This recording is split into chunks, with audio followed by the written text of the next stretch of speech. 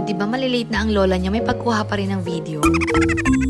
Daily life in Japan. Konnichiwa! For today's video, as usual, wala namang pagbabago. Work pa rin ang atake. Ayan, medyo busy ang labanan kaya may pa-ice cream ang Kaisha. Kalurky, sira na naman ang diet. Sa totoo lang, lately, alam nyo, iba yung pagod na nararamdaman ko ngayon. As in, tipong wala nang mapaglagyan yung pagod mo. Kasi sa sobrang pagod mo, hindi mo na alam yung salitang pagod. Ikaw ba naman magtrabaho sa umaga at gabi? Tapos may mga gawain pa sa bahay, mga chikiting pa. Tapos iba pa yung sideline. Swerte lang din talaga ako sa mister ko. Na kahit gano'n rin siya kapagod sa trabaho niya, talagang salitan kaming magtingin sa mga bata. Lalo na't pagpapasok ako sa trabahong panggabi. Summer break nga ngayon dito sa Japan. Pero itong mga Jonakis ko napasok pa rin sa school. Gustuin ko man silang makasama maghapon, pero kailangan namin magtrabaho. Kaya ayan, kahit papano, bago ako pumasok sa panggabi, binibigyan ko talaga sila ng oras. At least kahit papano, meron kaming bonding. Yun nga lang talaga literal na pagod ang lola niyo. Pero okay lang, ganun talaga ang life. Para sa kanila naman tong ginagawa ko. Kaya talagang todo pursige ang labanan. Tsaka para sa mga hindi nakakaalam, ganito talaga ang lifestyle dito sa Japan.